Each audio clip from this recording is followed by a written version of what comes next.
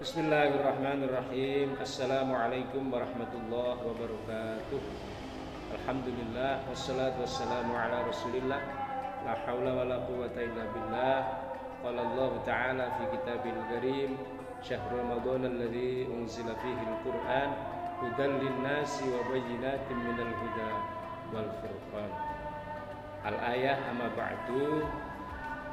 Pertama-tama marilah kita panjatkan rasa syukur kita kepada Allah Subhanahu wa taala atas kenikmatan yang telah diberikan kepada kita semua, kenikmatan iman, kenikmatan Islam, dan juga kenikmatan kesehatan, sehingga dengan kenikmatan itu semua menyebabkan kita bisa melaksanakan kewajiban-kewajiban kita di dalam bulan Ramadan ini. Mudah-mudahan semua amal baik kita, semua perbuatan baik kita di bulan Ramadan ini diterima oleh Allah Subhanahu wa taala. Allahumma amin. Selawat serta salam semoga tetap terlimpahkan atas junjungan kita Nabi besar Muhammad sallallahu alaihi wasallam yang telah mengarahkan, yang telah membimbing kita minal zulumati ilan nur, yang kita harapkan syafaatnya pada hari kiamat nanti. Allahumma amin. Hadirin pemirsa rahimakumullah, salah satu peristiwa penting di dalam bulan Ramadan itu adalah peristiwa diturunkannya Al-Quran kepada junjungan kita Nabi besar Muhammad SAW.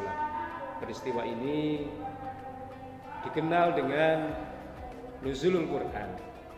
Umat Islam di seluruh dunia, termasuk di negara kita Indonesia tercinta ini, masyarakat Muslim pada tanggal 17 Ramadan itu memperingati kegiatan nuzul Quran dengan berbagai cara kegiatan.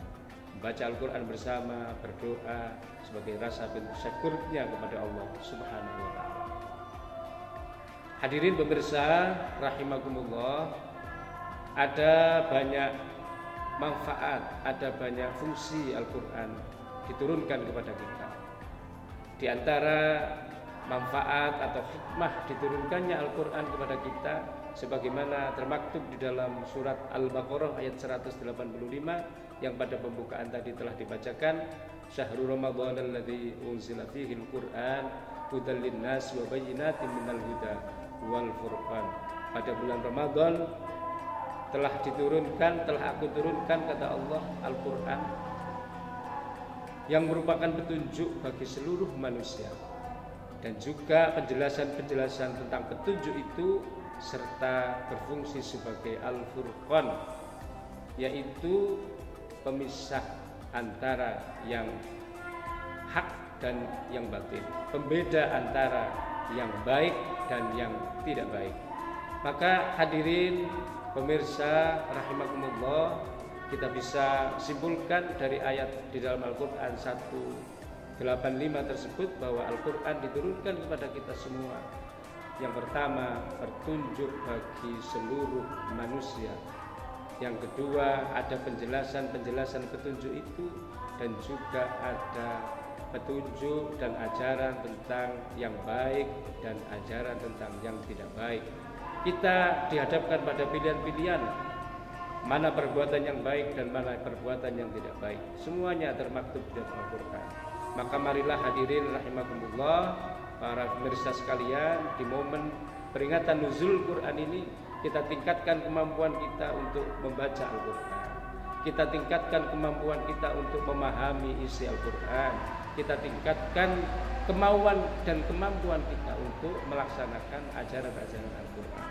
Jadi yang kita harus lakukan adalah bagaimana kita mengetahui isi Al-Quran itu, harus belajar membacanya dulu, harus belajar bagaimana isinya, baru kemudian kita tumbuhkan kesadaran dalam hati dan diri kita untuk melaksanakan ajaran-ajaran yang ada di dalam Al-Quran. Insya Allah kita akan mendapatkan kebahagiaan hidup di dunia, lebih-lebih nanti kebahagiaan hidup di akhirat kalau kita senantiasa berpedoman kepada Al-Quran. Fungsi yang lain diturunkannya Al-Quran kepada kita semua, pemirsa dan hadirin rahimakumullah, di dalam surat Al-Baqarah ayat 2 juga telah disebutkan bahwasanya Alif Lam Mim dzalikal kitabu la raiba fi hudal lil muttaqin. Pada ayat yang kedua surat Al-Baqarah ini fungsi diturunkan Al-Quran kepada kita lebih spesifik kepada orang-orang yang bertakwa. Kitab ini tidak ada keraguan di dalamnya, petunjuk bagi orang-orang yang bertakwa. Zalikal kitabu la raiba fih. Pada kitab ini tidak ada keraguan di dalamnya.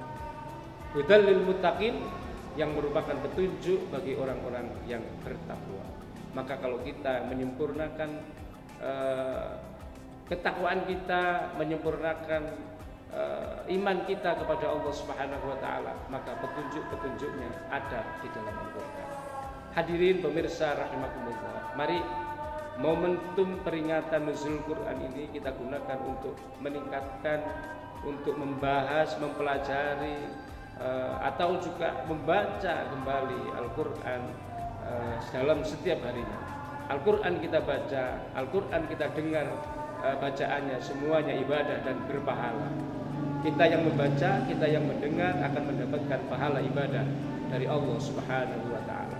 Banyak manfaat juga kalau kita membaca Al-Quran. Di dalam sebuah hadis Nabi Muhammad sallallahu alaihi wasallam, hadis sahih yang diriwayatkan oleh Imam Bukhari Muslim, beliau bersabda, yang mahir membaca Al-Quran itu akan bersama malaikat yang mulia.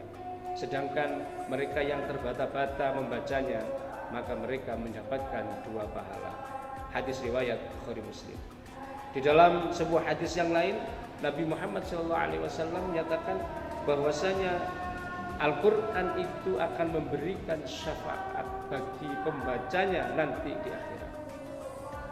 Dalam sebuah hadis yang diriwayatkan oleh Imam Muslim, beliau menyatakan, bacalah Al-Quran karena sesungguhnya pada hari kiamat nanti akan datang memberi syafaat yang baik kepada yang membacanya. Kita dianjurkan untuk membaca Al-Quran di rumah, di musola, bahkan lebih dianjurkan lagi agar kita mengistiqomahkan membaca Al-Quran itu ketika kita berada di rumah. Nawiru buyutakum bis-sholati wa tilawatil Quran. Sinarilah rumah kalian dengan melaksanakan sholat, dalam hal ini adalah sholat sunnah, dan membaca Al-Quran. Maka apabila Al-Quran sering dibaca di rumah, insya Allah rumah kita akan menjadi rumah berkah. Rumah kita akan menjadi penuh hikmah dan penuh cahaya ilahiyah yang merupakan cahaya dari bacaan-bacaan Al-Quran yang kita baca.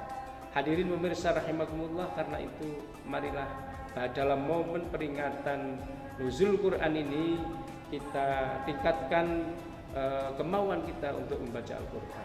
Kita sampaikan kepada anak-anak kita bimbing kepada anak-anak kita, murid-murid kita, dan juga keluarga kita untuk memperbanyak membaca Al-Quran. Setelah kita memperbanyak membaca Al-Quran, kemudian kita memahami isinya, dan yang terpenting lagi setelah kita mampu membaca dengan baik, memahami isinya dengan baik, maka kemudian kita implementasikan dalam kehidupan sehari-hari. Insya Allah kita tidak akan tersesat selama-lamanya, dan kita akan mendapatkan kebahagiaan hidup di dunia dan di akhirat, sebagaimana pesan Nabi Muhammad SAW kepada kita, bahwasanya beliau mewariskan 2 perkara yang apabila kita semua ini berpegang teguh kepadanya tidak akan tersesat selama-lamanya. 2 perkara yang ditinggalkan beliau itu adalah 1, Al-Quran, dan yang kedua adalah hadis atau sunnah-sunnah Nabi Muhammad SAW. Demikian yang bisa kami sampaikan. Selamat memperingati peringatan nuzulul Quran.